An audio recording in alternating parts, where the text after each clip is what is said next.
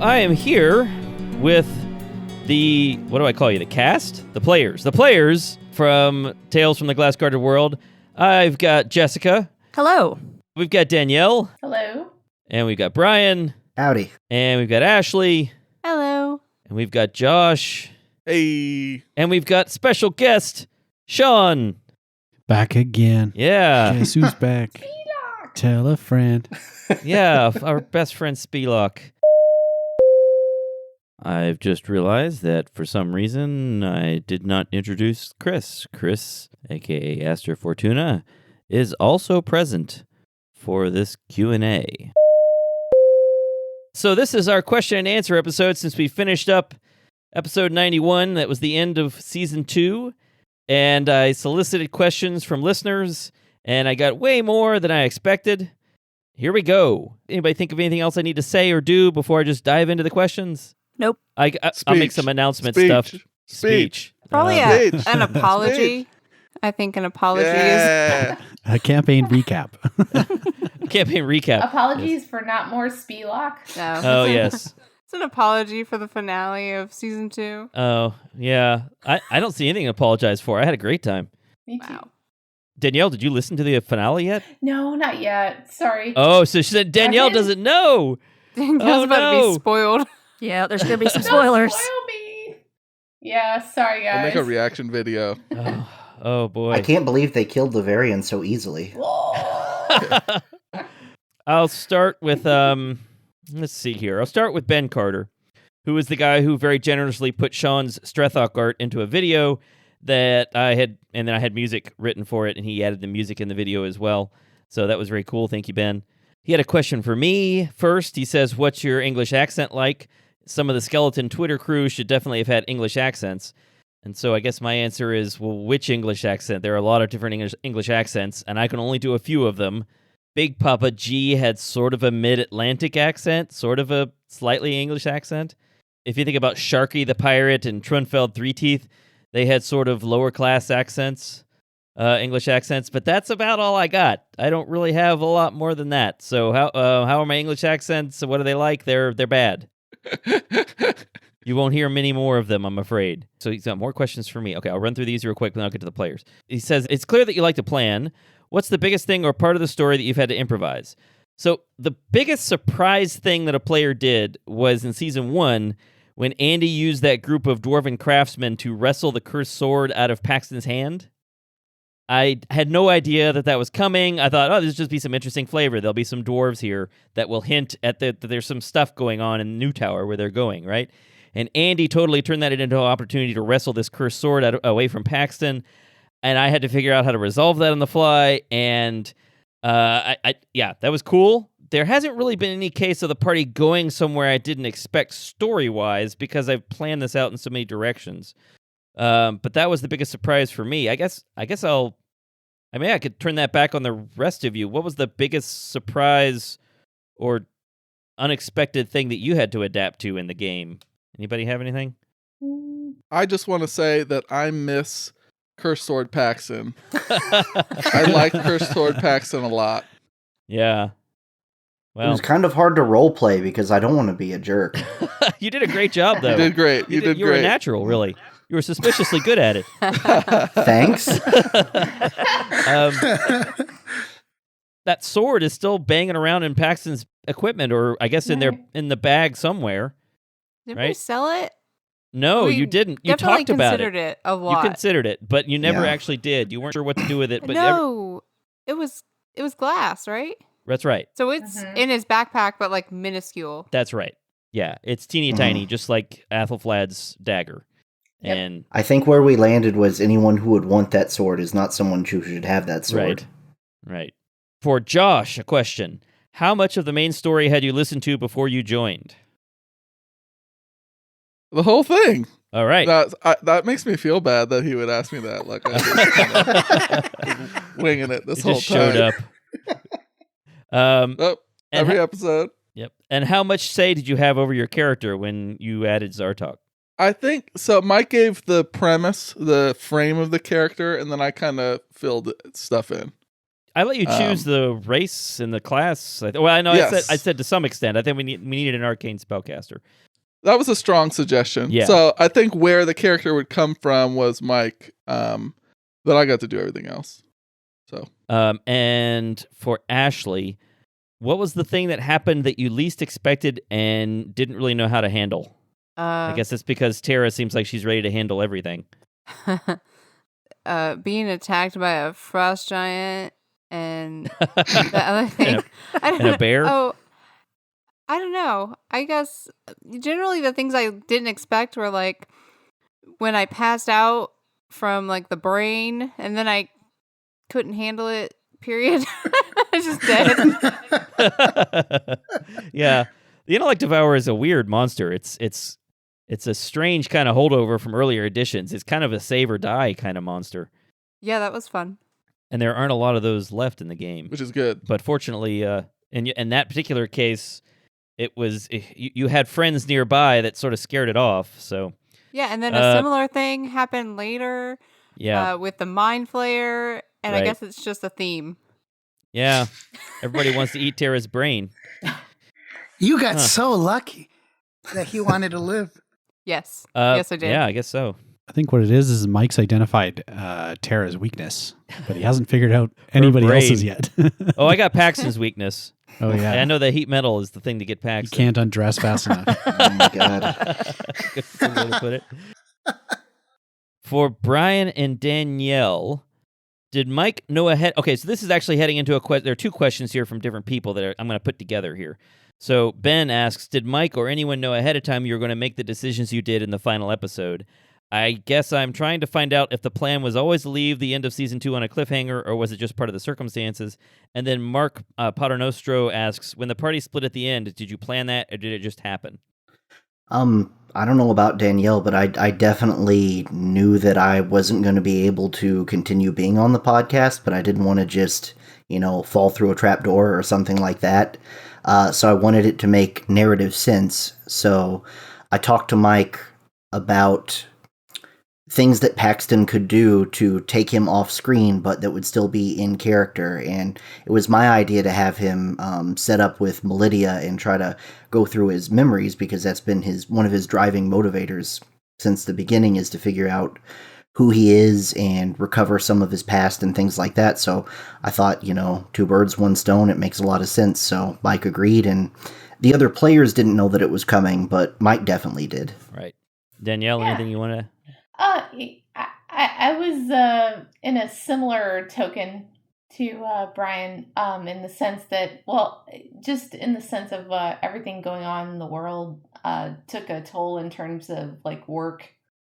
So I kind of saw the work stuff coming and knew that I needed to lessen and possibly leave the podcast. So Right.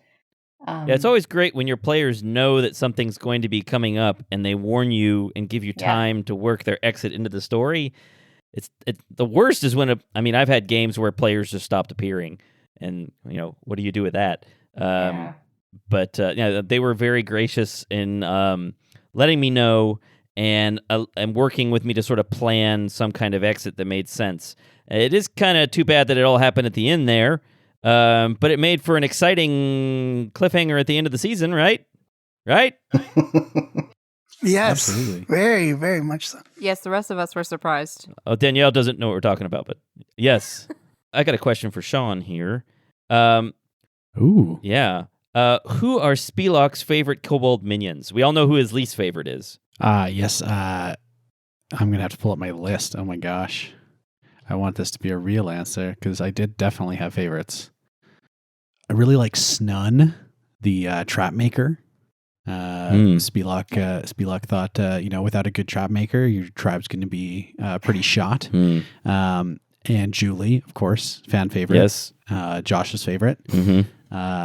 And Ulba, who gave Spelok control of the tribe once Spelok found his powers. Right. Yeah. But Snock is the worst. Yes. Yeah. I don't know if the viewers... I don't know if Don't take that personally, Brian. I see you pouting over there. Snock was at least excellently played. Yes. Oh, absolutely. For sure. Absolutely. Yeah, I don't know if the listeners quite caught on to the animosity there. I felt it Okay, good. for sure. I was also curious, Sean, what was Spelok like in your home campaign? Was he similar? Okay, so he was similar. He was snarky in the same sort of way. Spelok is from a 4th edition game that we played years ago with all the House of Bob people and a couple other people before we started doing any podcasting. And I GM'd a game where it was kind of a big sandbox game, and they found this tribe of kobolds that were beholden to a black dragon. And Spelok was just supposed to be like, I didn't even have a name for him yet. He was just the shaman of the kobold tribe. And instead of killing him, they captured him and enslaved him. Their words. Okay. So my players found a way to use Spelok to their advantage for quite a while, and I just ran with the Stockholm syndrome until eventually Schubert's character Mac, who had a vendetta against dragons, kind of went off onto his own side quest with Spelok. They went off screen for probably a year of real time. Wow. Until I reintroduced Spelok as like a higher level wizard, because he had gone adventuring with Mac for such a long time. And he helped out quite a bit in the final battle against the last big baddie. Cool. Very cool. So his personality was somewhat similar then. That's kind of cool. Oh, definitely. Yeah. I had lots of practice being Spelok. And was that the landscape campaign I've heard you mention before? Yeah. Why was it called landscape? Because I wanted it to be about like traveling through a wilderness. Okay, cool. So that's what we referred to it as, is we're going to explore the landscape and go out into the unexplored. And I kind of was inspired a lot by the Nether Vale, I think it was, the 4th edition campaign setting, which is this like points of light campaign setting where points of civilization are few and far between, and everything between them is this expansive realm of danger and monsters and dungeons and whatnot. So cool. That's what. That was lots of fun. We played for 3 years, level 1 to 20. Wow. Yeah. I've never had a character get to 20. I don't think. It was amazing. At some points we had 4 players. At some points we had 8 players. But to actually, when we finished that campaign, be like, guys, we actually played a game all the way through level 20. Everybody was pretty stoked. It was awesome. That's cool. All right, I have questions from Big Papa G. For the players, what have been the biggest character development moments for you? So Drungaladoon, when I Yeah. shattered all of those soldiers, Oh, right. Yeah, that seemed pretty traumatic for poor Aster. and I had to on the boat when I talked to our little friend, the little Lumpin. handkerchief, as I called him, and I talked to him, and then I talked to Paxton, and I bonded with Paxton's character. I think that was a character development moment for Aster 14. Yeah, Chris, you were really good at, as a listener, you were really good at getting character to character interaction happening. Definitely was your strength. Yeah, that was something that we didn't have enough of before Chris came in, and it definitely picked up a lot after that. And we've actually talked about that before, that he was really good at getting everybody to talk to each other in character. It's hard for me as the DM to do anything about that, right? I can't order you guys, hey, everybody, talk to each other more in character or else. Talk more in character, I'll kill you all at the end of the season. Hollow threats. It's not a threat if I'm going to do it anyway, right? It's a family show. Anybody else? Any other exciting character development moments? I was touched by Epilema. Really? Mm-hmm. Where at? PG, guys, no. PG. Yeah, family friendly. This is not the development we need. By what, her hatred of you, or? No, I like that she had a whole little personal adventure she was on the whole time that we didn't really know about or understand. And then it was Yes, revealed as a later viewer, on. when I wasn't playing anymore and I was watching, I kept wanting to know what was going on, because Mike would throw little Epilema bombs in there to see if it would get picked up by anybody. I wanted to see what it was. The worst part about that is that we kept making fun of her for not being able to read, and she really couldn't read, guys. Yeah, I thought she was hiding it. I thought she was faking it. Me No, too. she I was wasn't. certain of that. As a listener, I absolutely thought the same thing. She just doesn't want to tell him. She doesn't want to be Mhm. Brady. I thought she was reading like trashy romance novels and was embarrassed of Me that too. or something. I No. had no idea she actually couldn't read. No. Yeah, you we're actually kind of terrible. Well, All you would have had to do is violate her privacy and check her bag, you guys. Just be better friends. We tried. Yeah, I wouldn't say we didn't try. Yeah.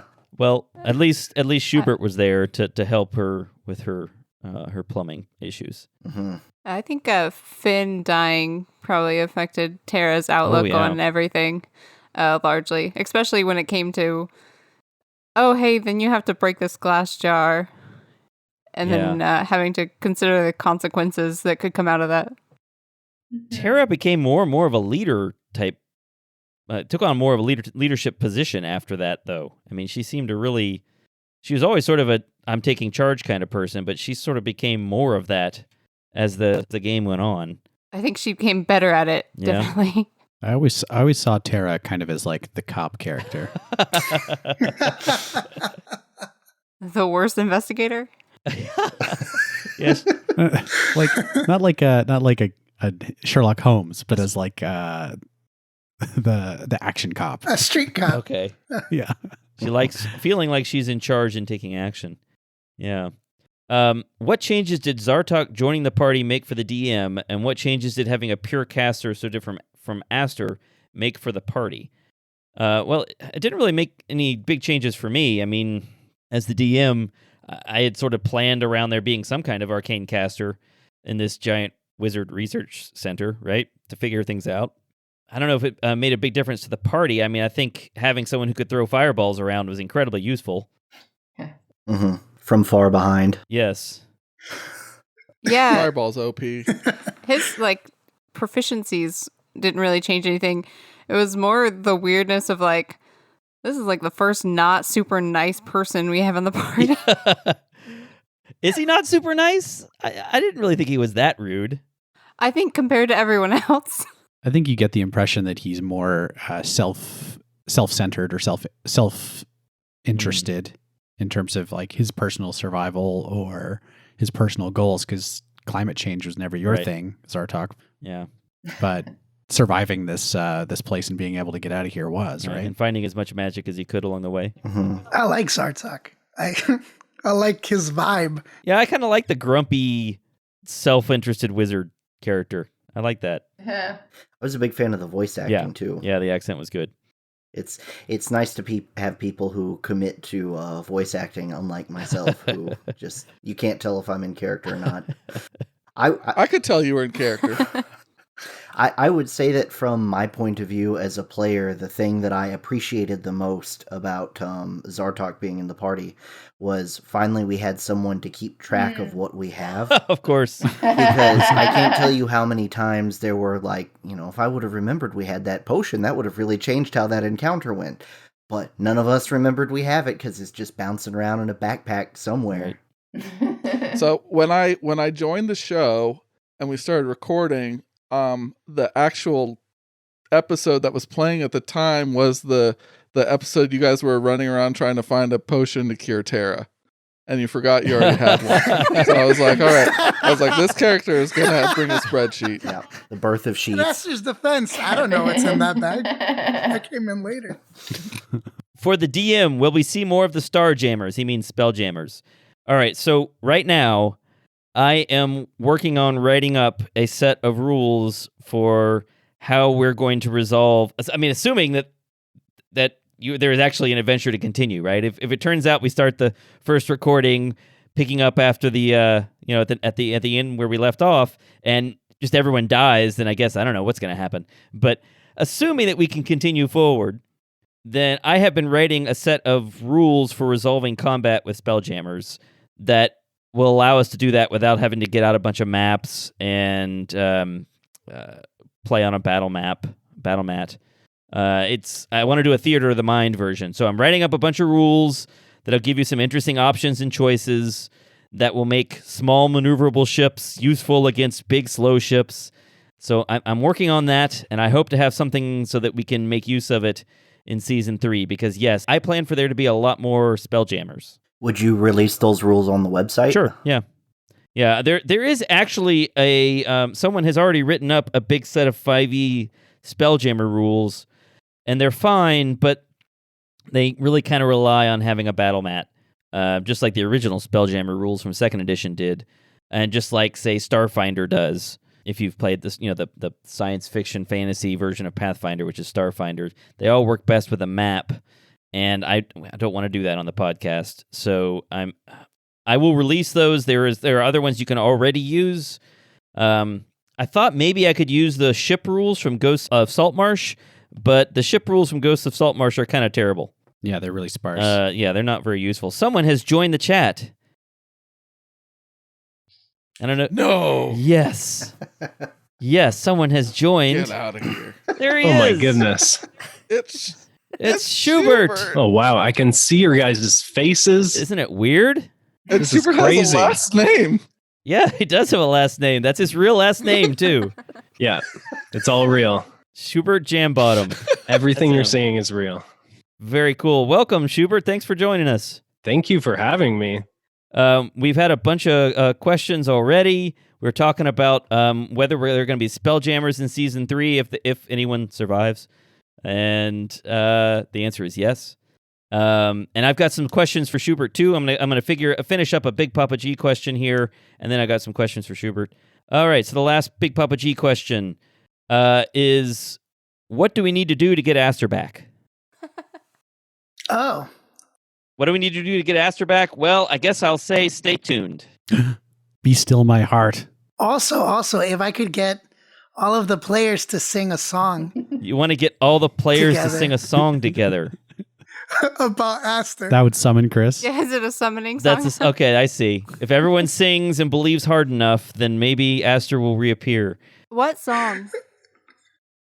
Ooh, who let the dogs out? If Oh. everybody sang that in unison. I was expecting some like Celine Dion or something, but Never I guess I'm coming too back. Canadian. Someone suggested that episode 100 should be a musical. I don't know how we could pull that off. I completely agree with You that don't tweet. want to hear music. I don't know how we can must pull that happen. off because it will require the players knowing what's coming up, but I don't know how we're going to do that. I believe in you, Mike. Oh boy. I guess I could auto-tune you. I could Everybody gets polymorphed into bards. I don't know. I'll think of something. The big reveal at the end is that everyone was a bard the whole The time. whole time. Yeah. That's cool. You could do a musical recap. That's true. Of episodes 1 through 99. It was all just an opera. Yeah, we could do a I feel like musical. that's a lot of work for Chris. Yeah, musical recap is a good idea, actually. Yeah, but a lot of work. Coming up with songs is hard Yeah. on the spot. Hmm. Yes, it is. For a while, Chris, you were like, you had a list of songs prepared in case you needed them, right? Yeah, in my head. Yeah. They all started with Disney. I was just going down Disney, You Got a Friend in Me. I was working my way to Aladdin. Yeah. Oh, on a magic I carpet. came up with a couple for Mama Sass, but it never worked out that I brought any of them in. We might hear from Mama Sass again, too. Here are some questions for Schubert. Oh my goodness. Yeah, I know. I feel like I just got to this crazy party and now I'm being interviewed. This is so weird. Yeah. I love it. So if you were a tree, what kind? No. When I asked you to play a monster that disguises himself as a doormat and a mop bucket, how offended were you? Oh, I thought you were going to say what was my first thought, because I was No. going to say, finally, somebody believes I can do it. No, I definitely was not offended. Oh, okay. I was honored, and no, it was really cool that you, I guess that you had the faith that I could pull off this weird, crazy role. I think at first we talked about doing some really weird voice because mimics Right. don't usually speak. Right. But yeah, it just evolved into a Canadian accent, and yeah, I think it turned out well. Yeah, I think that It was a good choice. were the rest of you as actually confused as you appeared to be during the episode, or was that just you doing a good job role playing? A little column A, a little column B. Well, okay.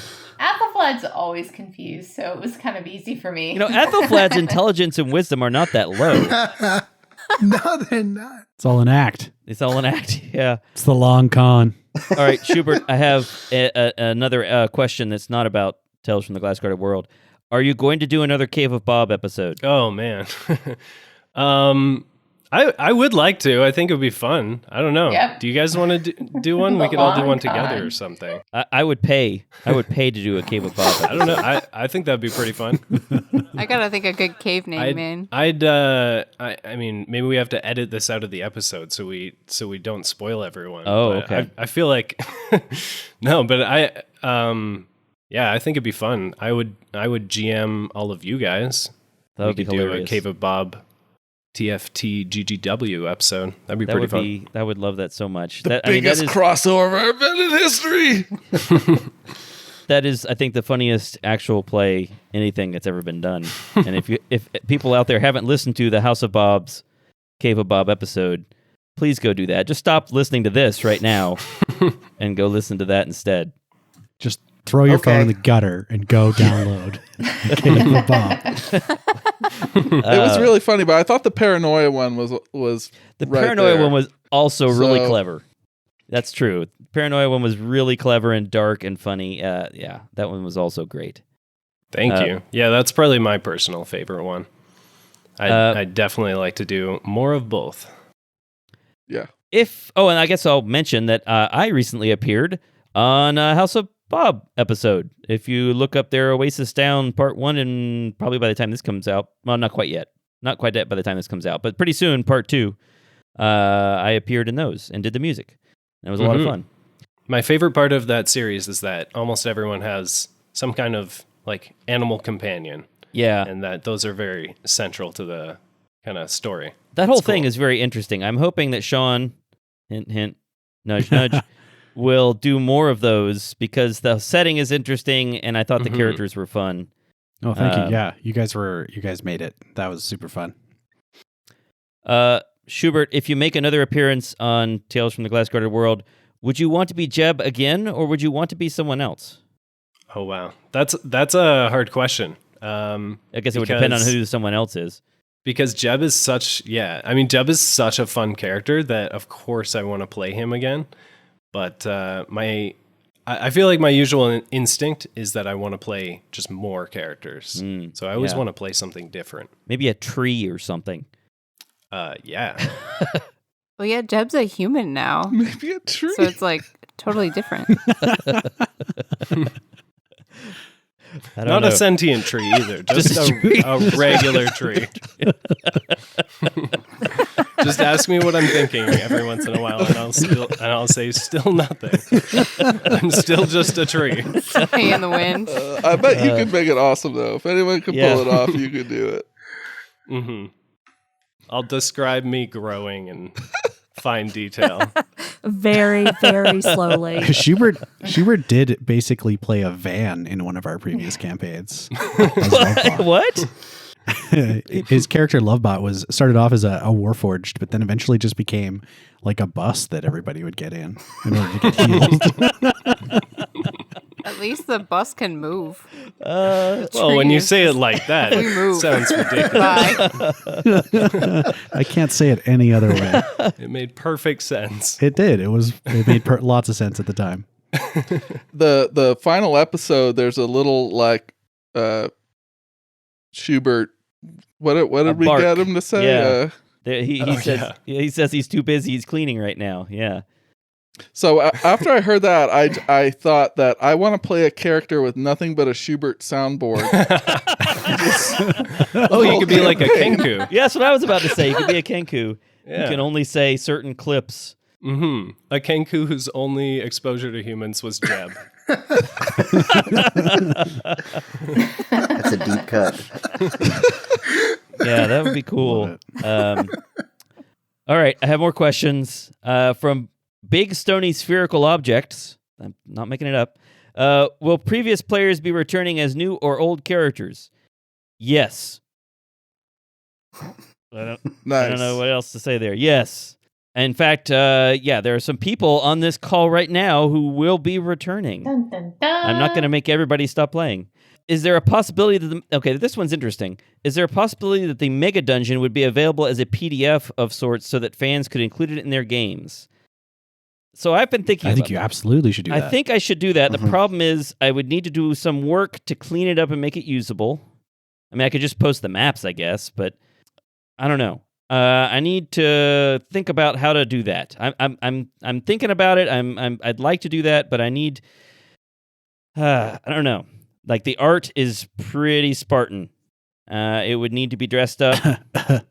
Is there anyone here who does art? Schubert? You can find a Where- lot of bathrooms. Yeah. Sean, how good are you at drawing bathrooms? Oh, all I need is a good toilet to look at, and I can get that down. Seriously, that's something I thought about asking you if you'd be interested in doing something with that. But I think that would be a great project. We're as House of Bob, we're working on a project right now too, and so we're like looking at like how to do the right kind of formatting and use templates and stuff like that to help make it look presentable. So, we'd be in the same boat there, investigating what we should be doing for those. So, let's do it. okay, cool. All right, so maybe, probably, and hopefully in a format that would be sort of genericized, so it's not, there are a bunch of magic wand pieces that you need to give to a dragon so he can end global warming, right? We'll make it more of general interest than that. Collect the MacGuffin. Right, exactly. And we might even just say that. There's some MacGuffin that's scattered around, and you need to collect the pieces. Here are some suggestions for what it could be, but, that sort of thing. Yeah. Anyways, yeah, I thought about doing that. I think it'd be cool. Maybe we can work something out, and we could put it on the Dungeon Masters Guild or something. Cool. Yeah, that'd be fun. I hope that happens. That's a good idea. Yeah, I think that'd be pretty cool. What equipment do you use for recording? Oh boy. So right now we are all in different places because of the lockdown or quarantine. This is, if you're listening much later, this is 2020. So we're dealing with the novel coronavirus that emerged in 2019. So what do we use for recording normally? Well, normally we sit around the table at my house, and I have a Tascam US16X08, which is a external audio interface. I have a bunch of XLR microphones that plug into it. Two of them are Shure microphones, and now I have an Audio-Technica microphone, and the others are Behringers. I think I'd like to just have a bunch of Shures if I could, but they're a little bit more expensive. I have an extremely beefy desktop computer that I record with and edit with. And right now, we're all using a variety of different things. Josh and I have ATR 2100s. I don't know what Sean's using. I know some of you have Blue Snowballs. I have an ATR 2100. Yep. That's a really good mic. If you're interested in a USB dynamic mic, it's hard to beat the ATR 2100, or I guess the new one is the 2100X. And I use Adobe Audition. I know House of Bob uses Reaper. Those are both pretty good. I like them both. They're both very popular. How does recording from different locations differ from all being in one location? It's not as good. It's my opinion. What do you think? We recorded the second half of the last episode remotely. How did you guys feel about that? I don't like it. Yeah. I mean, it's harder. Usually Mike takes care of all the audio stuff, and if you don't deal with audio, it's really hard to get it to sound good. So I'm constantly worrying that I'm not recording, which is something we ran into whenever we were doing recordings at Mike's house. Right. So I strongly prefer that we were all sitting in Mike's dining room recording, and that he was taking care of all the wizardry, but you do what you do. Yeah, I do prefer it in person. Yeah. Mm-hmm. Is that audio reasons, or just because of the way you like the table play better? Yeah, I have a tendency to look at people when I talk to them. Yeah, And it's it's just not harder the same for now. me either. I just prefer playing at the table. I know House of Bob has also moved to remote play, recording. Yeah. It's just not the same though. All right, what else here? I got a lot of questions. Schubert or Sean, if you guys need to go, I understand. I got a ton of questions here. Oh, I still got to get to my questions. Oh, you have questions. Uh-oh. All right, well then maybe I'll finish up this set of questions and then we'll do Sean's questions. Oh, this one's a big one. Okay. For the DM, what was your inspiration for the Glass Guarded World? Okay. So I had a bunch of things sort of hit me at the same time. I hadn't played Dungeons & Dragons since I ended a campaign in 3.5e in 2006. And I started listening to some actual play podcasts just sort of on a whim. And I thought, well, these are interesting, but some of this stuff I think I could do better, which is an extremely stupid, arrogant thing to think. But nonetheless, I thought, well, some of these are okay, some of these are even good, but I think I would like to tell my own kind of story. I think that'd be interesting. But what kind of story would it be? I remember I'd watched some TV show. I don't remember what it was, but they had a bottle episode. And if you know what a bottle episode is, it's an episode in which everyone is in the same location for the entirety of the episode, and they don't leave. They just people talking to each other in the same location. And I thought, bottle episode is an interesting term. What if it was literally in a bottle? Why would they be in a bottle? What would be the implications of them being in a bottle? Well, it would be interesting if they were like in an actual bottle and they were normal, like if they could. It was like a bottle they could sort of stand up and touch the edges of, but so it'd have to be a giant bottle and they'd have to be little. But why would they be little? And just sort of worked backward from that. And I also wanted to explore a little bit some of the incentives and reasons and problems and difficulties in thinking about climate change and why it's so difficult to address as a policy issue.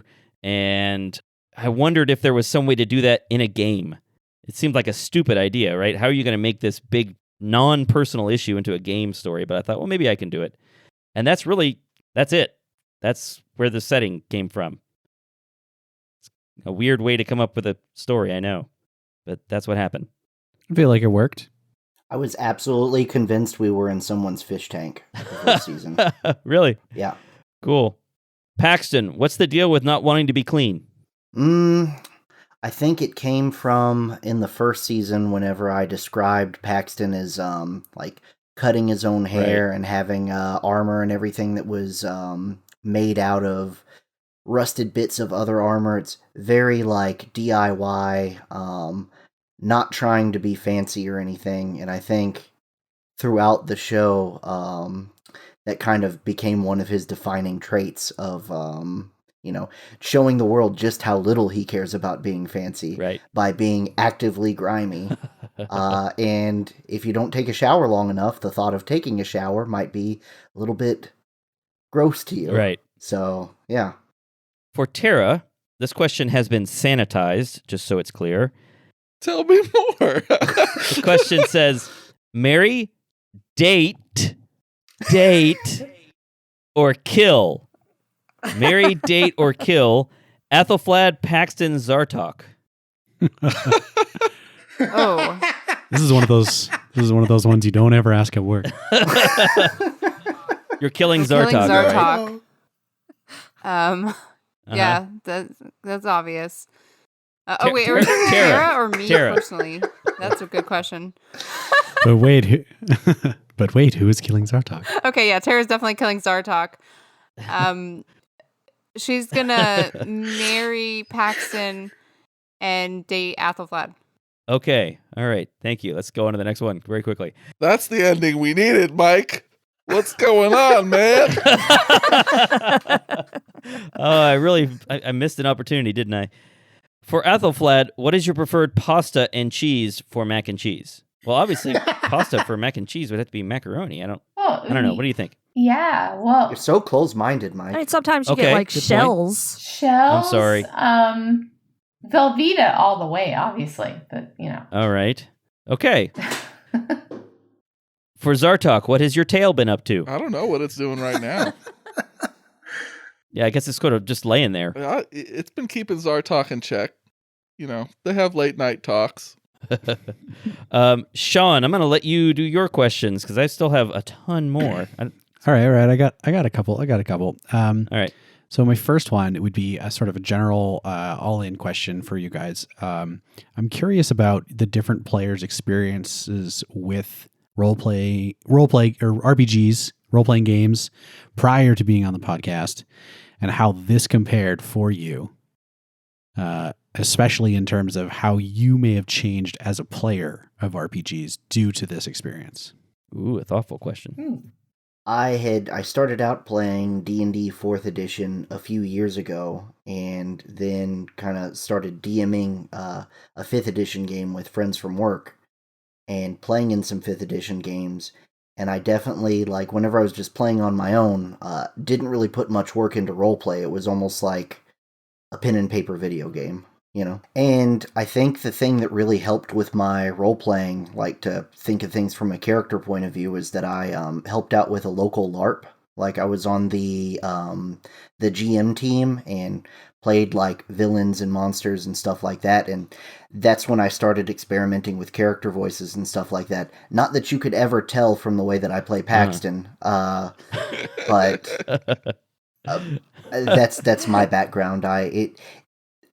Playing a character on a game that is recorded definitely makes you put more effort into it, which makes the payoff of the story so much deeper and so much more meaningful that, like, I think it would be hard for me to play a non-recorded game at this point. Really? Wow. Yeah, like this has definitely been the best D&D experience I've ever had, just because everyone put so much effort into, like, you put a lot of effort into having a good story, and we all tried to put effort into making the characters' behavior internally consistent and having motivation instead of just like, I whack it with my sword until it dies, kind of being a murder hobo. Right. Yeah. Right. Which is not good radio at all. No. Danielle, what about you? What's your background in RPGs? I started playing D&D with my brother when I was 8 years old, and he was 16, and he really loved D&D, and I was just wanting to hang out with my brother. So, yeah.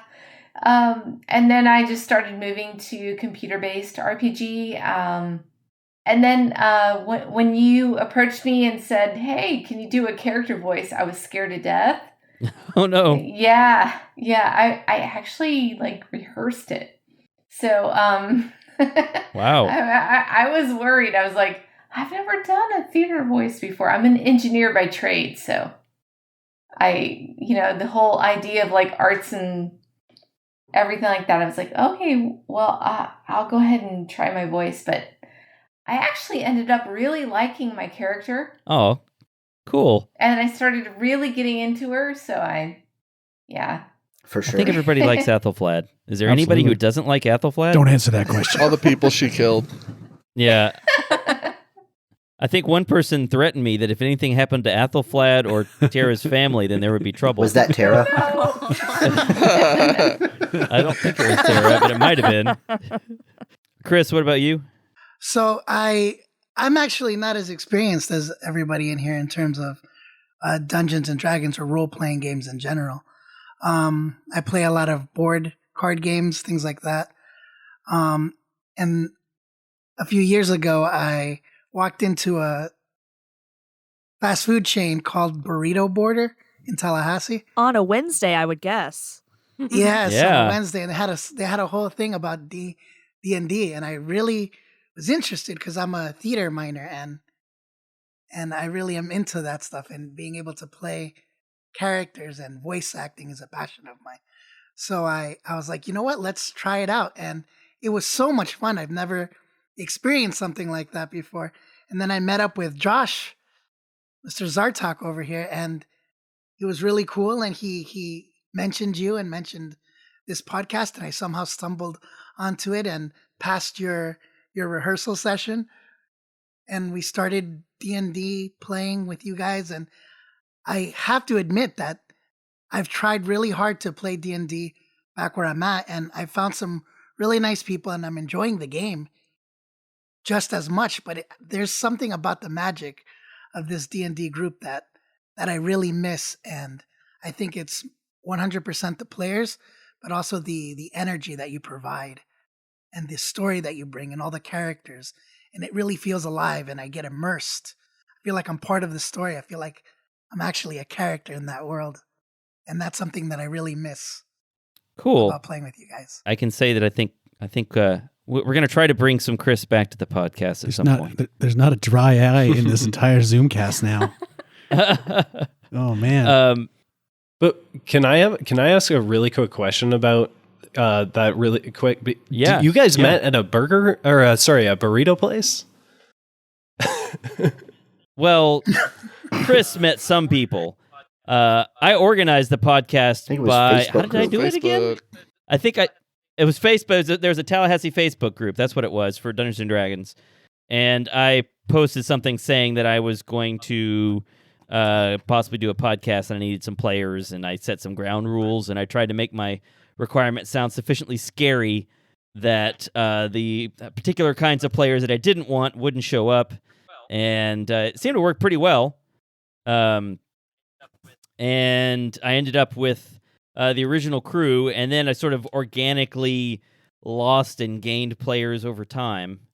I guess the part that I'm curious about is the meeting place. you guys were like rehearsing. The burrito place is a place where people play D&D. Yeah, like, the Burrito in Border town. here. Yeah, exactly. It's just a restaurant here in town that they cool. have a Wednesday night D&D night, and Chris, I've never done anything there except eat a burrito. And Chris happened to stumble upon their D&D night and learned about the game that way. But he found out about our game through Josh, I guess. Who was at that burrito place, and I just hit it off with him and the kids that we were playing with, and he introduced me to these wonderful people. But it is weird that it was at a burrito store that I learned about Dungeons and Dragons. But I think that's the only way that you should find out about something so magical. That's awesome. That's beautiful. Jessica, you want to tell us something about your RPG background? I played a very short-lived 3.5 campaign in college and haven't played since then. Wow. Until about a year and a half ago, where I started playing at Burrito Border. So, cool. Yeah, I just moved to Tallahassee like a year before that and found out you could play at Burrito Border. And so I went there, and a couple months later, I saw an ad on the Tallahassee D&D group for somebody wanting somebody for a podcast. Right. So, yeah. Cool. Well, you'll hear more of Jessica. Wow, that's kind of amazing because Jessica, number one, is really good at role-playing. And number two, she knows the rules really well. So, very cool. Ashley. So, I played Muds when I was a kid. So, I guess that was my first introduction to like D&D kind of stuff. And I always wanted to play, but I never started to play until I was after college. And I played Pathfinder. And the game wasn't quite as serious. You know, it was like we burned down buildings and we were murder hobos. But my DM was really good. I did appreciate that. But then summer came and the game broke up. And then I went through a couple games that were short-lived. And this is definitely the most serious game that I've played, where I felt really like I'm very close to Tara. I care about her. You know it's serious when there is an animated mop bucket, right? That's what makes it a serious game. Well, yeah. I mean, like, I guess I wouldn't do anything that then Tara would have to live with, and it'd be terrible, you know? I see. Yeah. Not intentionally anyway. I mean, obviously. Whoops.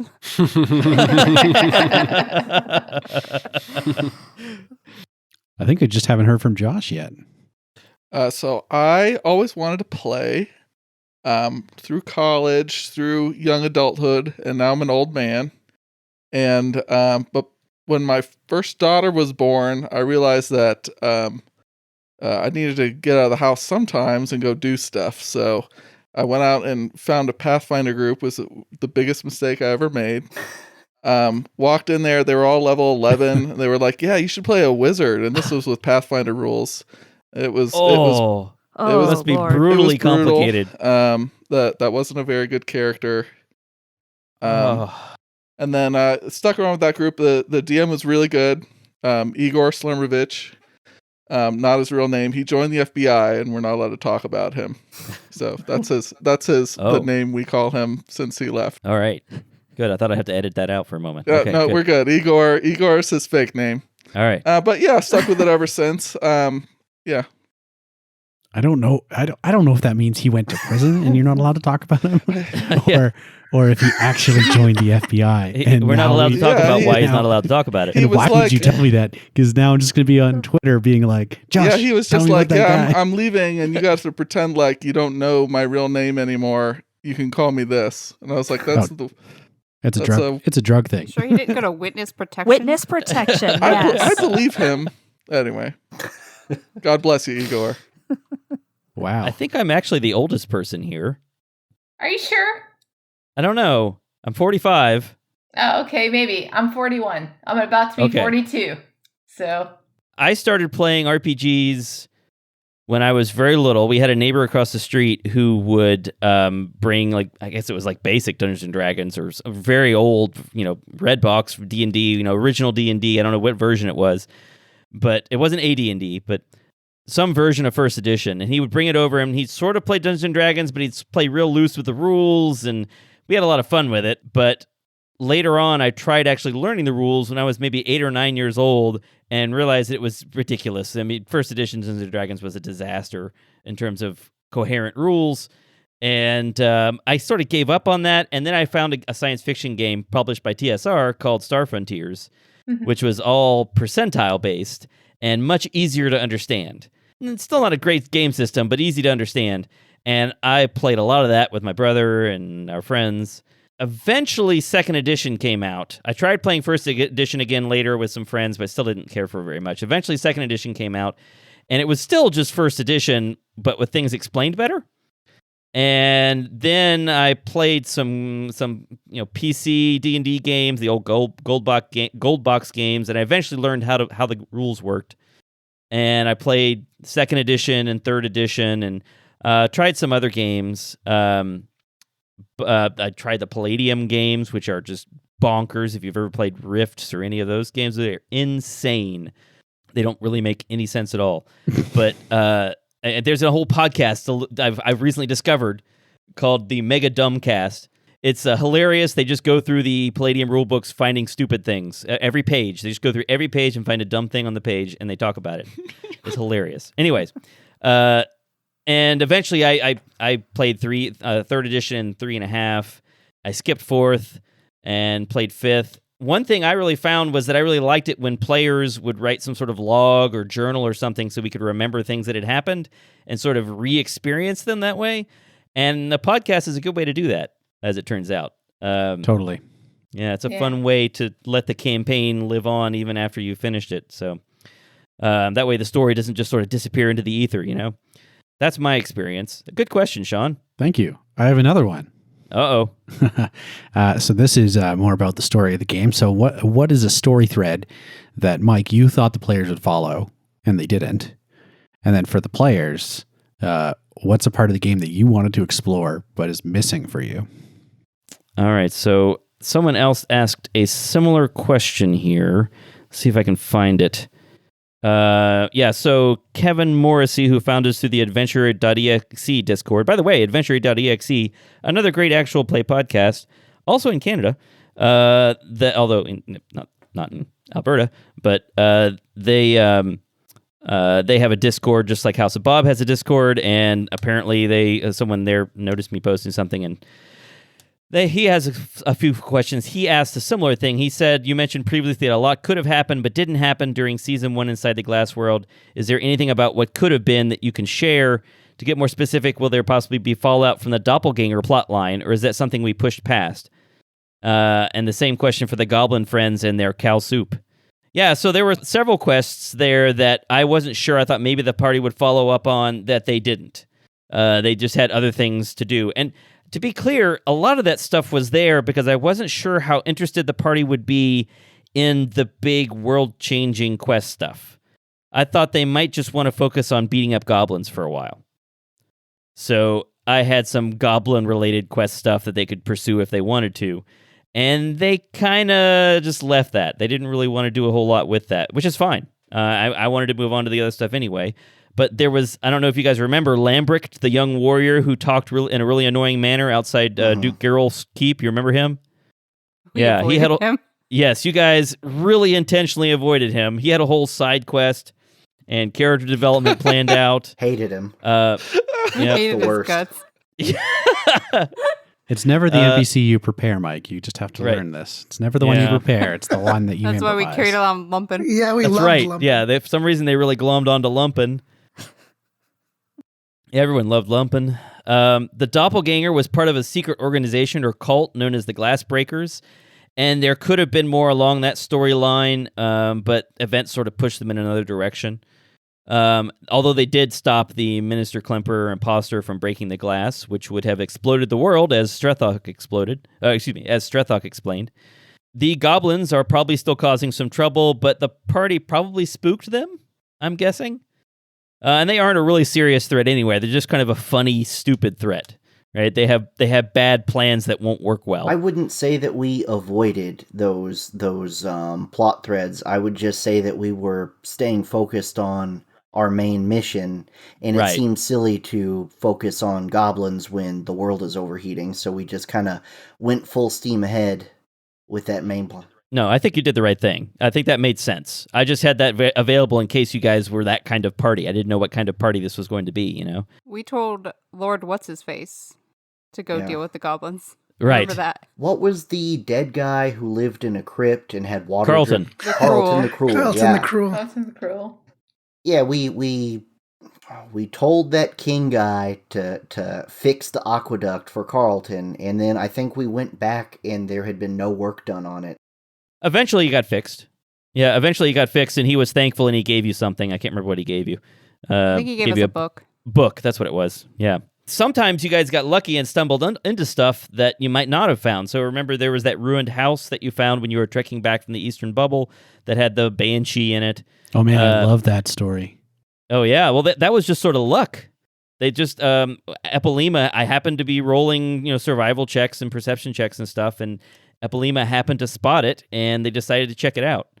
And that building had connections to both the Cult of Foresight and the Glassbreaker cult. And there was a little bit more there to reveal that you didn't find, but that's the way it goes.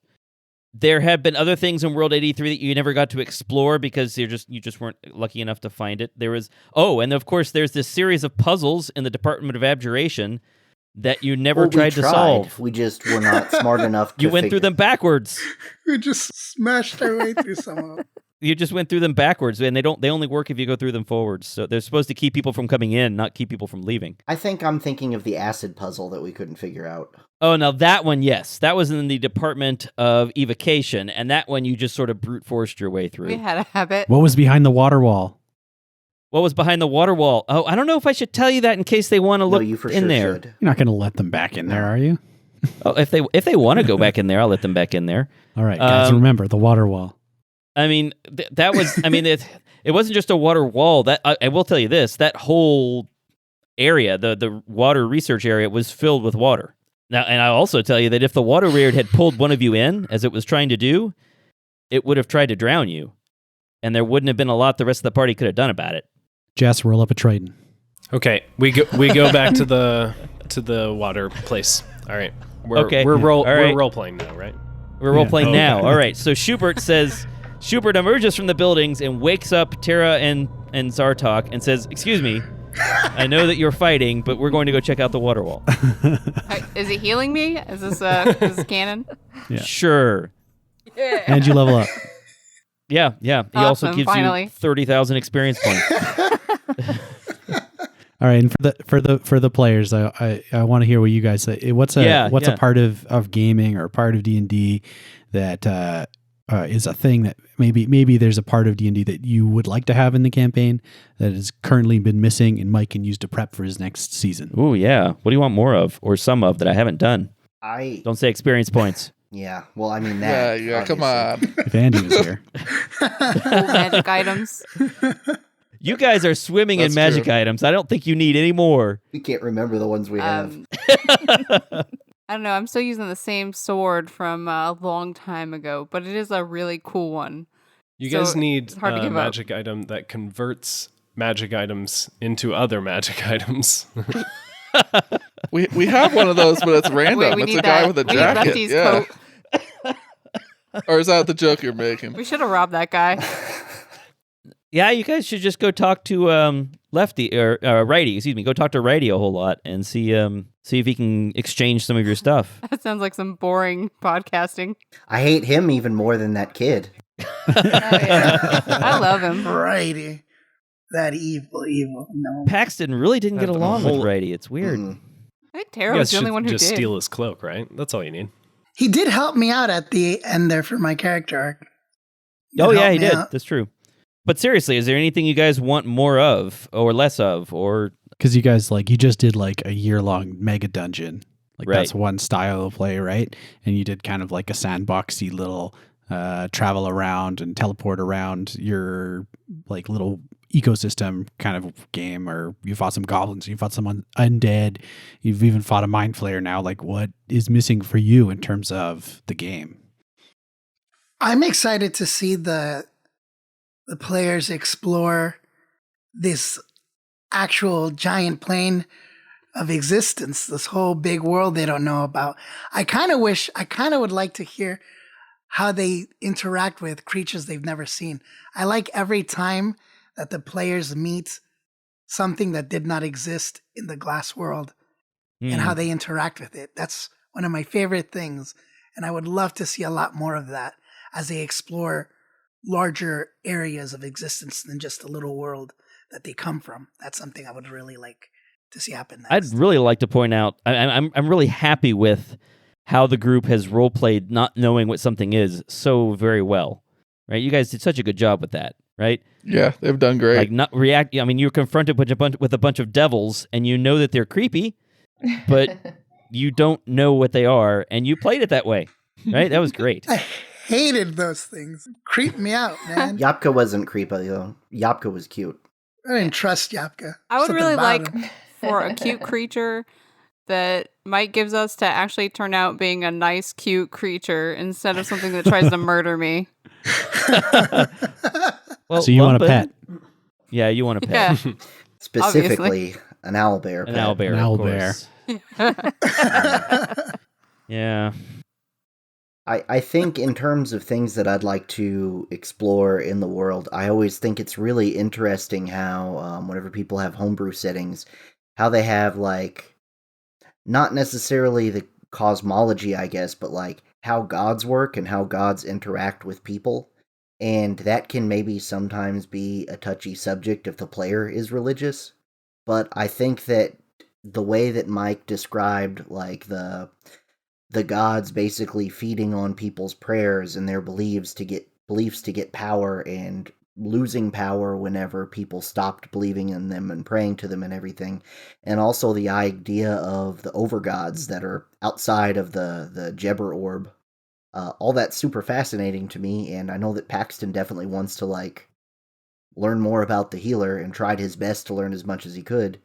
To where if Paxton returns and finishes getting his memories and everything, that's going to be job number one, is trying to meet the healer. Yeah, that's definitely going to be a topic we're going to investigate in the third season, is Cool. the gods, and how that works and what they're up to, if anything. Yeah, that's going to be something we'll be looking into. Although, I should be clear, the overgod idea is stolen straight out of the Forgotten Realms. That's just my world's Lord Ao. My world has a Lord Ao, and every other supposed crystal sphere has a Lord Ao. So at least under standard D&D cosmology now. So that's not original to me. There's a lot of stuff. Actually, one of the things I liked about this season was I worked in a bunch of Dungeons and Dragons, like cosmology, I guess you call it. I worked in the Blood War and Planescape. The Sigil is in it, and so I worked in a bunch of stuff from various D&D campaign settings and past stories. So I thought that was kind of fun for me anyway. I don't know if listeners or players got any of that, picked up on any of that, but it was cool for me. We're not nerds. I entertained myself. I liked it. A lot of that. That's the A lot of important that thing. stuff had a very like nostalgic D&D feel to it that was missing from some of the other parts of the campaign that were pretty different than Right. your typical D&D campaign. So I like that. Another question from Kevin Morrissey.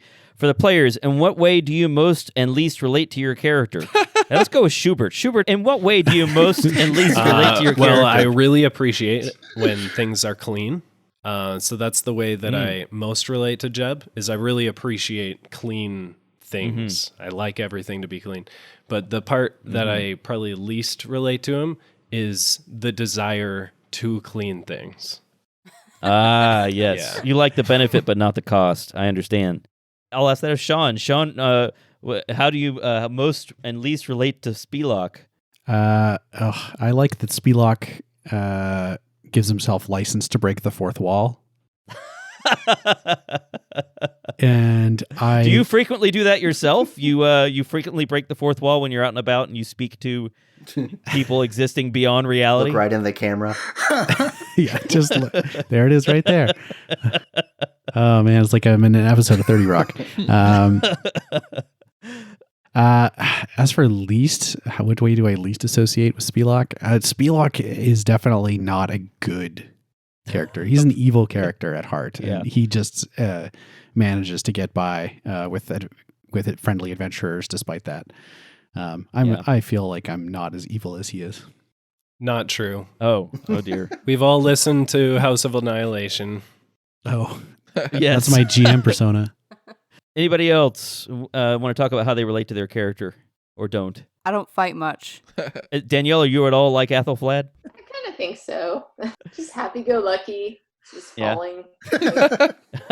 falling into place. Like, woo!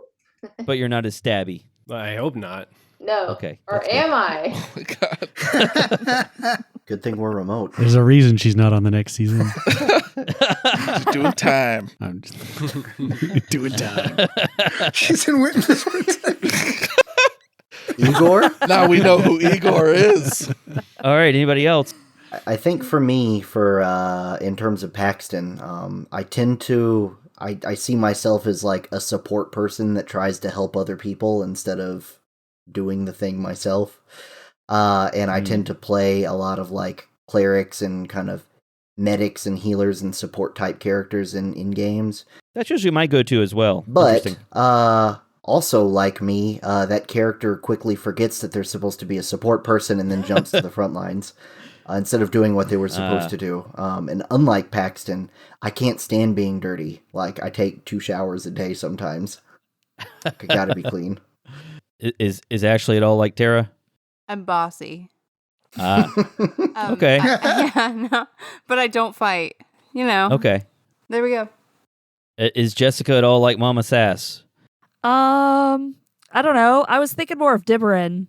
Yeah. I go with the flow, helpful. I get that. The Valley Girl thing though, that killed me. Ugh. Yeah. That's not me. She could be a recurring character, but I think that maybe that was a little bit too hard for you to keep doing. Yes, it wore on me even for that one Yeah. episode. I think that'd be hard for everybody. Yeah. Yes. Not me.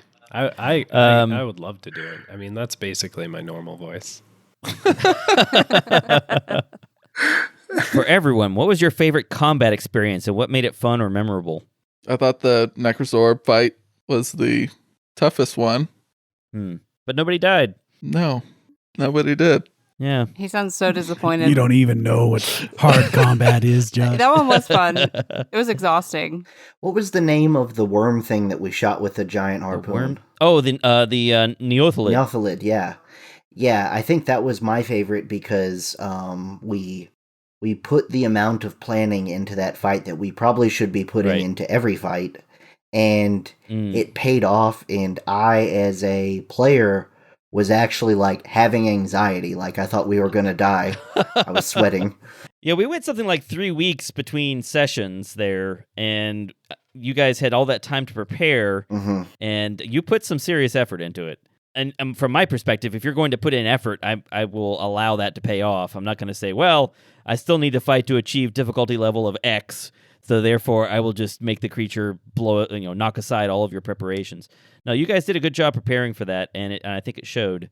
And I think Josh said that the Necrozorb fight without preparation is what the Neothalid fight would have been like, right? Except that you actually did win that fight. It took a long time, and it was really brutal, but you did win.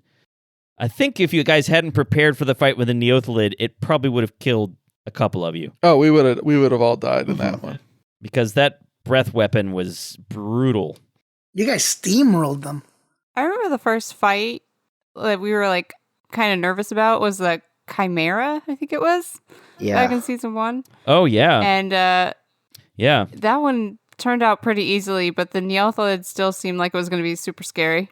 Well, even the Chimera fight, it had Tara down on the ground and almost killed her, and Tara killed it with one last I think maybe even a natural 20. I'm not sure. But that was actually a pretty tough fight too. Owlbear fight was tough too. Mhm. Yep, the owlbear fight was good, especially when the second one showed up. Yeah, I enjoyed all those. I really don't like the big fights against large numbers of undead. I'm going to do a lot less of that. I mean, sometimes it just makes sense story-wise. There would be a bunch of undead, right? But it's really just not interesting as a combat. They just need something more complex to do than slam, which is Right. design flaw in the system more than it is your GMing.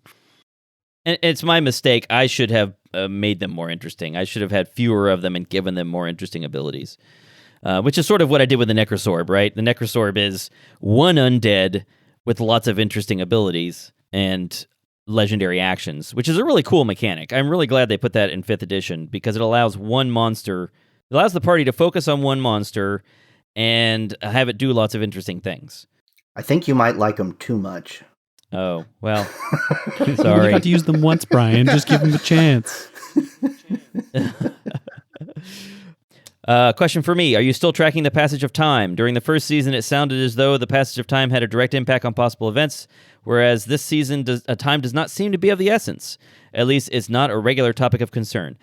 That's correct. I was tracking time pretty closely when they were inside World 83 because I did have other events in the world on a sort of calendar, so things could have worked out differently if you'd done things earlier or later. This is still Kevin Morrissey. He is correct that I am not tracking time closely now that you're outside, partly because you put World 83 on pause for a little while, and partly because you can't really have much influence on the outside world yet. So I'm not tracking that carefully yet. You're off in the middle of nowhere, really. So like the Iron Kingdom's gonna invade and stuff like that, because that would have been sick. Yeah, so that was actually on a calendar inside the world. In fact, I don't know if the players remember, but they actually reached arrival, and then I realized that I'd misread my calendar, and I sort of said, "Okay, we got to back up a bit." I realized that I moved you guys on the wrong schedule on my calendar. We're going to retcon slightly and back up to make my calendar sync up. And so they got toward arrival, and then there were actually Iron Empire's ships around arrival blockading it. So that was actually a bit of a retcon that you didn't hear in the podcast because I had to make things fit my calendar. There will be more careful calendar tracking in Season 3 if they survive and begin to explore the outside world. He's also going to make him track arrows and rations. Rations, yep. And, water skins. Pearls. Yep, pearls. All the fun things. Yep. Also, the Wizard Research Complex Mega Dungeon was very stressful and intense, so adding a time element, I could have done that, but I thought that would be too much. It'd just be too much pressure. It's too weird as it is. We would have blown through it, probably, if we thought that there was a time clock. Yeah, you might not have been able to take your time as much and really dig into things, so yeah, it's probably not a good idea.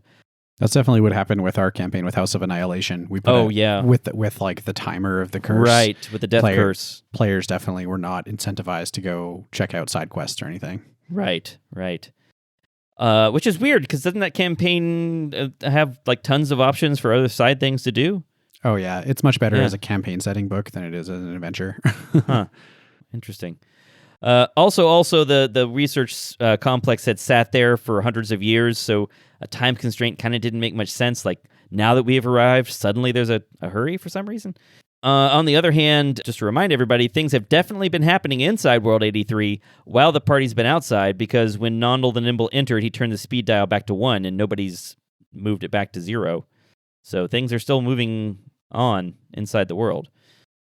Season 3 is just Chris in the jar all by himself. Not anymore. Aster Fortuna. Athelflaed. We could have Papa Gaston and we could have Mama Sass.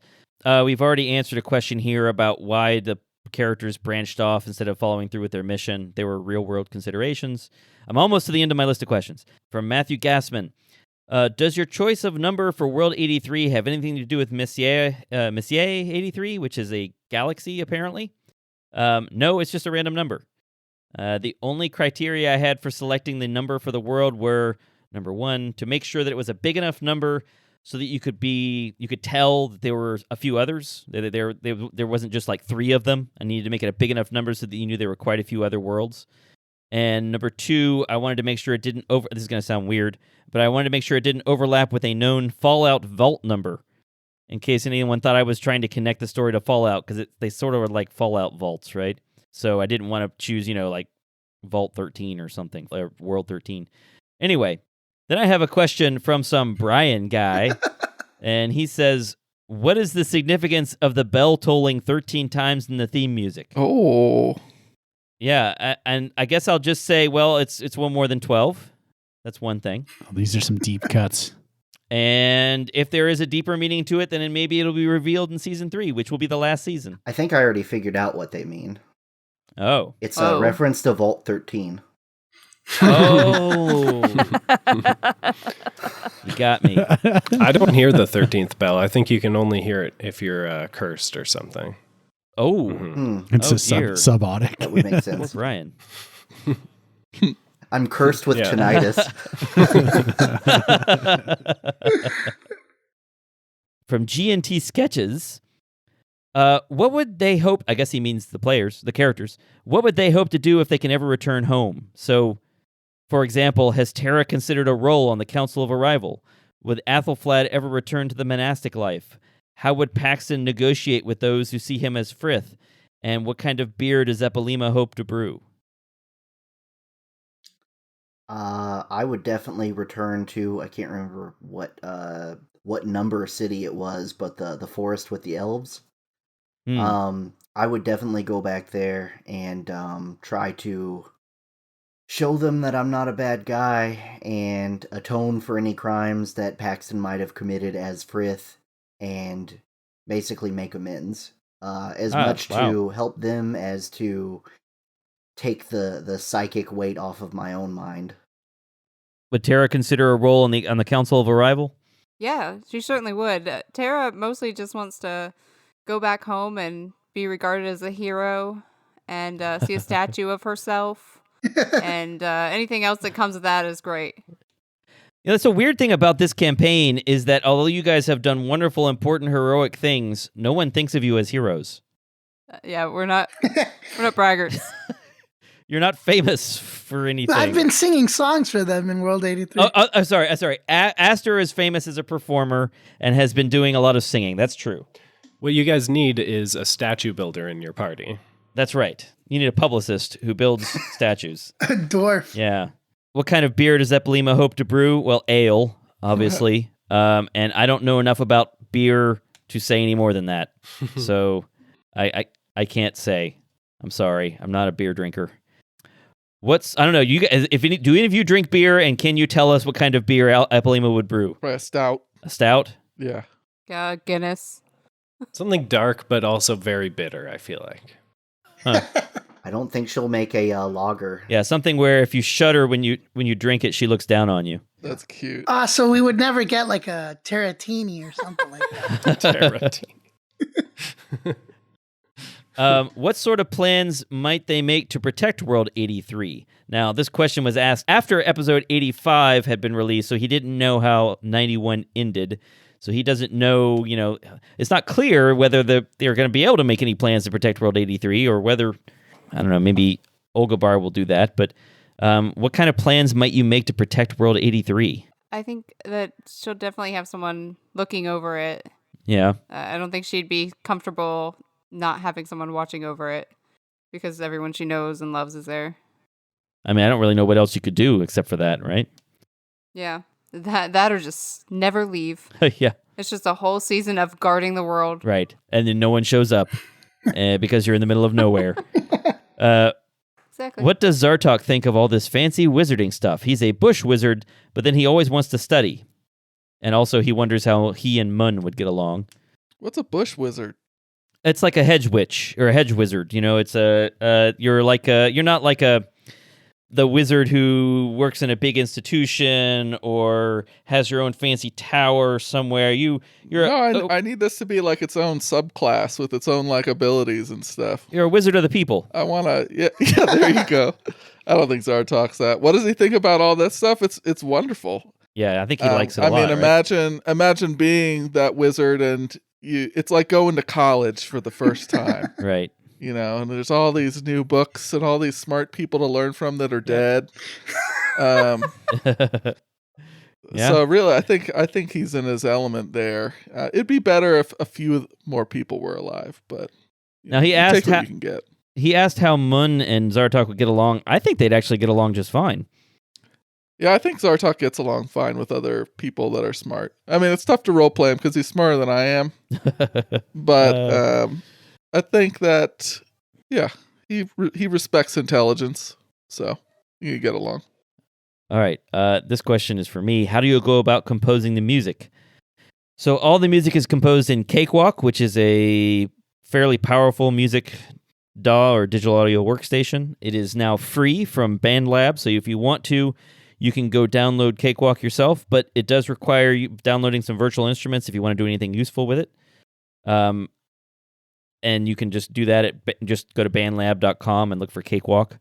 As for how it's done, I'm not sure I can explain that. I just try to imagine what would sound best for a particular combat or situation, then I do that. Orchestral sounds the most dramatic, but it's the most work because I have to have so many different tracks for all the different instruments. Like for violins, I've got to have one for legato violins and one for staccato violins and one for violin harmonics, and that's a lot, right? And that's just for the violins. I learned today that there's more than one type of violin. Well, it's not different. It's just different ways of. Same. It's the same violin. It's just different I ways. was today years old. It's just different ways of playing that violin, right? You can pluck the strings. You can strike them fast. You can play them slowly, right? Oh, okay. And it's a different. That's a different virtual instrument on the computer, and so it's a lot of work, right? I did the soundtrack for the Oasis Down episodes of House of Bob, and there are, I think, 34 instruments on the first episode.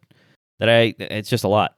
Synths fill up a lot more sound space with less effort, so I like using synthesizer sounds when I can, but they don't have that same dramatic feeling that the orchestral stuff does.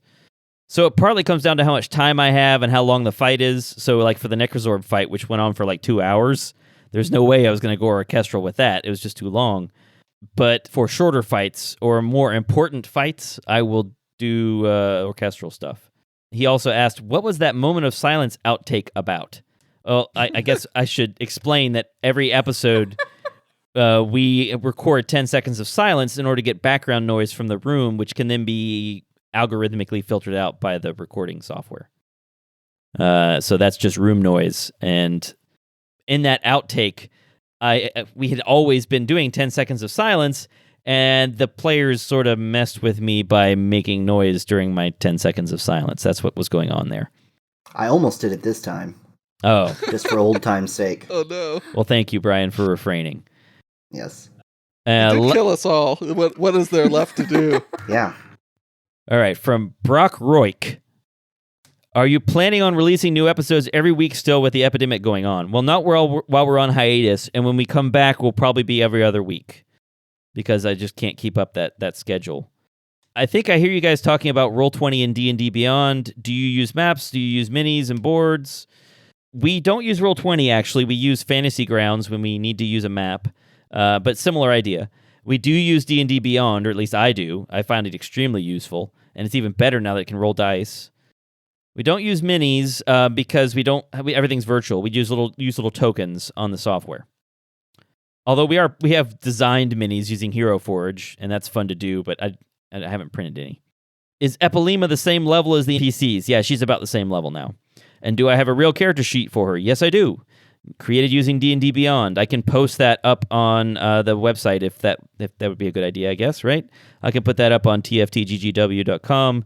Under her character page, I'll put up the character sheet so you can see what her character sheet looks like. I think that's it. That's all the questions I have.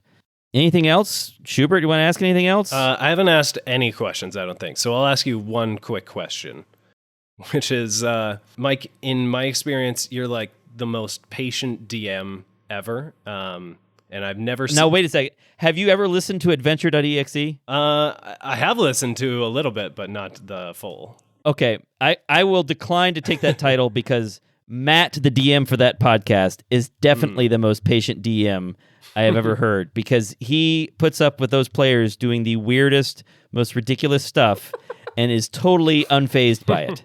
So I will cede that title to Matt. But Well, I'm sorry. I'll Go just ahead with your say question. that you're the most patient DM that has DM'd for me personally. Oh, okay. Well, thanks. But so my question was going to be, was there any, and you don't have to name names or anything, but was there ever a moment in the whole campaign where you've just gotten really frustrated with the players? I can't think of anything.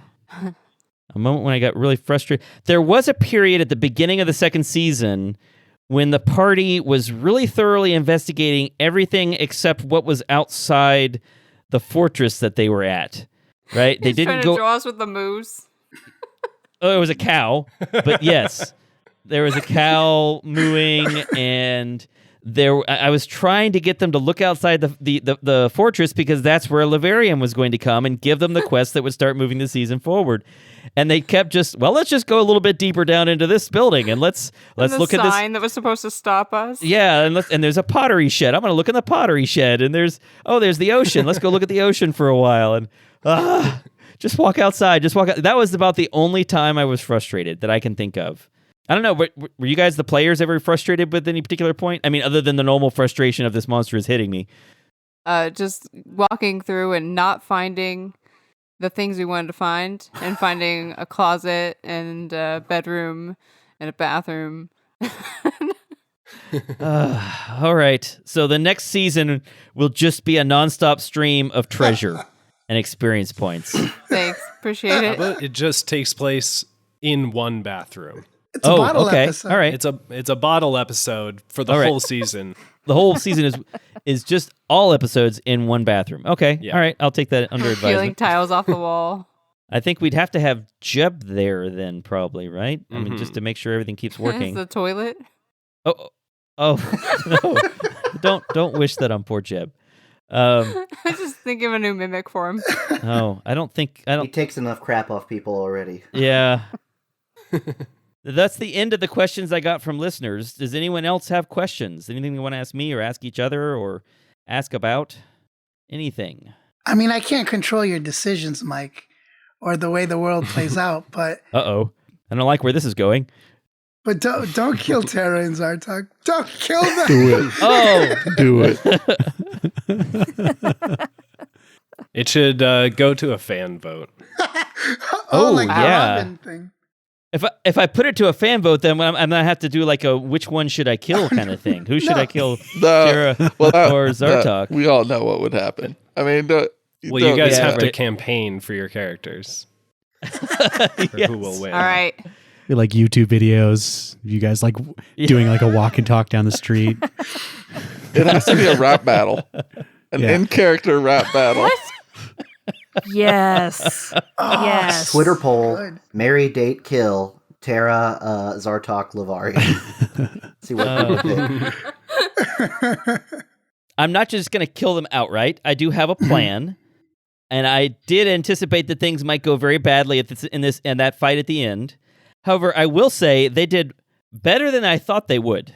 Did you think they were going to lose that fight? Was that a I thought they would probably lose. I wasn't sure. It would depend on how the rolls went. I wasn't certain. It was possible they could win. And I kept reminding myself, I sent them up against some extremely high challenge rating monsters, and they mopped the floor with them. Right? So I thought, well, they can probably do this. Well, I thought maybe they can do this. There's a chance they can do this. But I didn't know. And they did really well. They got them down into pretty low hit point numbers before the players went down. If you didn't make that high-level wizard run away, we would have done it. Yeah, I got a question. When you were making this encounter, did you make it thinking Zartok and Terra could win, or all four of them? I originally designed it with 4 characters in mind, or actually 5 if you count Epilema. Yeah, guys, note but that he sent Epilema home right before that encounter. Yeah. But I did scale it back slightly when I had them leaving. But I mean, my reasoning really was that Laverian is going to do the same thing, whether there are 2 of you or 5 of you. So from his perspective, it doesn't Murder really us all? Yeah, exactly. Well, I mean, he's just testing to see if his wand works, and then whatever happens. Anyway, I really like him, though. I really like him. Like, just his voice. I don't know why. It's my wand, dude. well, I'm glad you like his voice. I'm sure you'll hear more of him. Anybody else have questions about anything? Questions for Schubert and Sean? Well, we've got them here.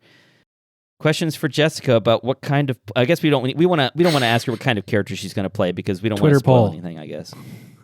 You just gave away she was going to play though. Oh, she's going to play something. She's going to play a Twitter poll?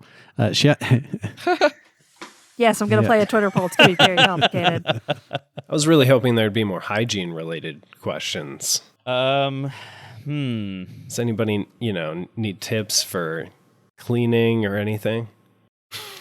Yes. Can't think of anything. I mean, we're all pretty expert cleaners now, right? Mm-hmm. What's your ideal shower grout cleaning? Oh yes, plan? Grout cleaning. I need help with that. I can't help you there. Oh man. All those bathrooms and you don't know how to clean grout. This is bad. He just uses prestidigitation. It just doesn't. He doesn't actually do it the hard way.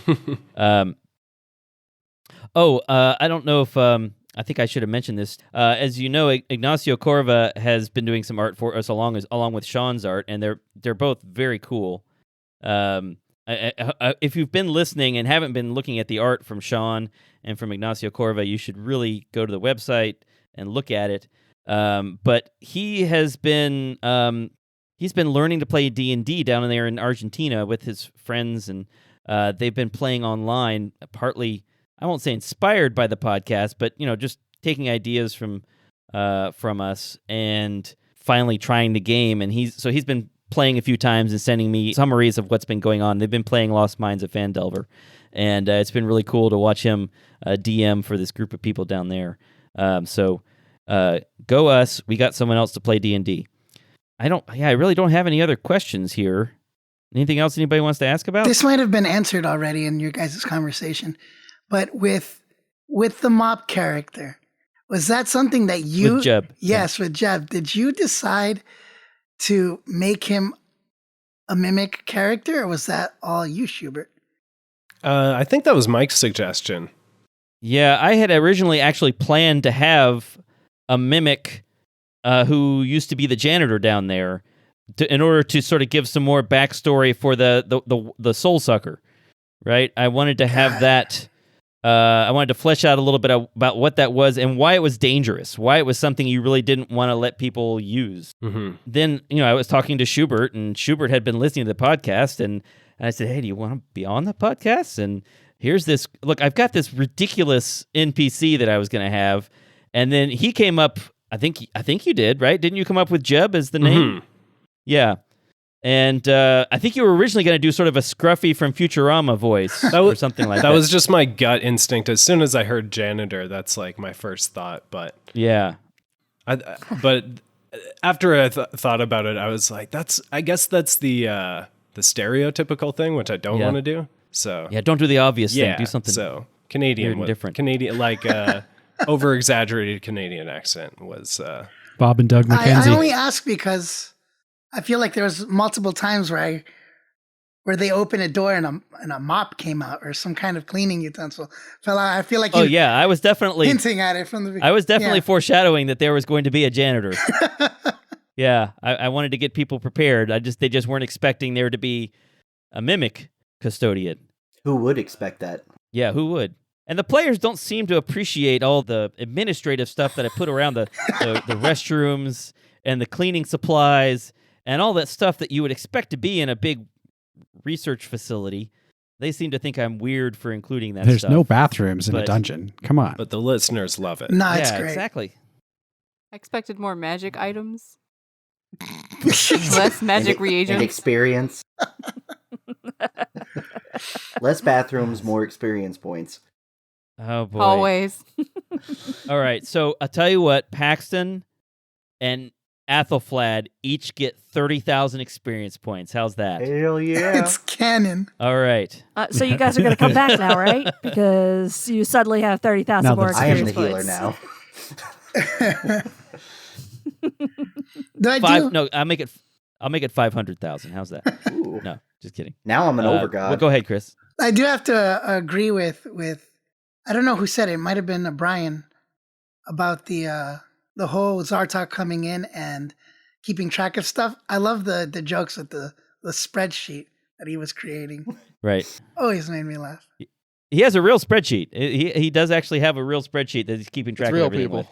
with. Yeah, and I think we're going to be in trouble if Zartok dies, and Josh ends up playing someone else. I should just make that public now. I should just put that out there. Well, Mike, you just got to disintegrate him, and then you can delete the sheet. Oh yeah, yeah. All those items just disappear. That's a good idea. I have bad news. So I looked it up. Vault 83 is a vault, and it's in Fallout 3 on the Xbox 360. Is it? Release? I saw that there was a mod someone did to create a Vault 83, but I didn't think there was an actual Vault 83. Now I gotta check. The Librarian? Oh, it is a mod. Yeah, so that's see? not canon. Oh, So it's not alright, you got canon, me. so it doesn't count. Can we sue them? Is that a thing we can do? Ooh, I well, think we did. should. See, ours is World 83. I don't know. We could try. Stepping on toes. Yeah, I mean, I don't know if I want to sue Bethesda. They are notoriously litigious, Yeah. and I don't think I want No, to. don't touch that. Actually, you just said their name, so it's game over, man. Yeah, I'll leave them bleep that alone. out. We're gonna have bleep it. Chris said Disney earlier, so it's just we're done. Yeah, all right. I'll edit this very carefully. Speaking of Disney, I know you plan to do just 3 seasons, but if this Right. becomes commercially successful someday, No, are you it's going not to gonna become commercially 9 successful. seasons No. and then just keep doing spin-offs and Schubert, it's 3 No. seasons in a movie. I was about to say that, Season. Sean. You read my mind. We'll do Community. 3 seasons, and then I'll do something else. What I'd really like to do is I'd like to do 3 seasons of this D&D campaign, and then I would like to play through the old classic Star Frontiers adventures. ooh. I would love to maybe convert them to a D20 type system and run through those because I think some of them are really fun. The actual game system in Star Frontiers is, by modern standards, extremely uninteresting. It's just boring. It's just you have a 20% chance to hit, you roll your dice for damage, and you keep doing that until someone falls down. There are no cool combat abilities. There's no strategic placement. There's no rock, paper, scissors gameplay. There's no interesting action economy. It's really dull. But it could be made interesting, and the setting is interesting. So I think I'd like to do that. And that reminds me, we're going to have some stuff coming up during the break. So let me make some announcements here. Episode 91 was the end of Season 2, so we're going to take a break between seasons like we did after Season 1. It is difficult to produce one episode every week for a year, which we did, especially since we have all these other things going on in our lives to keep us busy. We might go, and I hate to say this, we might go every other week for Season 3. Lots of perfectly respectable podcasts do that. Like, say, House of Bob and Adventure.exe. They're every other week. So we might do that too, just to make things easier for ourselves. But during the break, we're not just going to completely disappear. We're going to be releasing music from this season. And we got a lot of music stockpiled now. There'll also be some one-shots and a few other fun things, including a little bit of science fiction stuff. Make sure that you check back with the podcast feed regularly. Don't just stop checking it until we resume the regular seasons. There'll be stuff to keep you entertained. If you haven't already followed us in social media, Twitter, Facebook, Instagram, you should do that because we have all that art from Sean and from Ignacio Corva. And if you haven't looked already, don't you want to see what Athelflaed looks like? Or Strethok? I mean, I think you'd want to see. The most popular piece of art that we have by far is Tara Dane. When I posted that one on Reddit, it kind of exploded. I don't know what it is about that picture, but people think it's really cool. The majesty of her pose. Yeah, she's so dignified, right? That's another thing I have in common with Tara. Yes, exactly. Sorry, I should have laughed that hard at that. That's not nice. Sean, thank you for joining us. And thank you for playing Spelok and providing the very cool art, especially the picture of Strethok, which was exactly what we needed for that moment. It was very cool. You are very welcome. I hope to be back again one day. So I want to do more adventures of Spelok and crew. Spelok needs That more would be fun. adventures for more treasure. He sounds like Ren and Stimpy so much. I love it. Thanks, guys. Good Q&A sesh. I hope everybody enjoys season 3. I'll be listening and waiting with rapt attention. Well, everyone go listen to House of Bob. And thanks again, Sean. See you guys. bye, Sean. All right. Well, I think that's it, everybody. Thank you, especially Schubert, for joining us. Cool. Thank you guys. Brian, thank you for playing for 2 years now, right? 2.5 years. Mm-hmm. And Danielle as well. Danielle had to duck out, I'm afraid, but thank you to Danielle as well. I guess we'll see who gets to return and stay around in season 3 in a while. I don't know what's going to happen. We'll see what's going to happen. But it's going to be a little while. In the meantime, thanks for listening. And you'll hear from us soon. Peace out.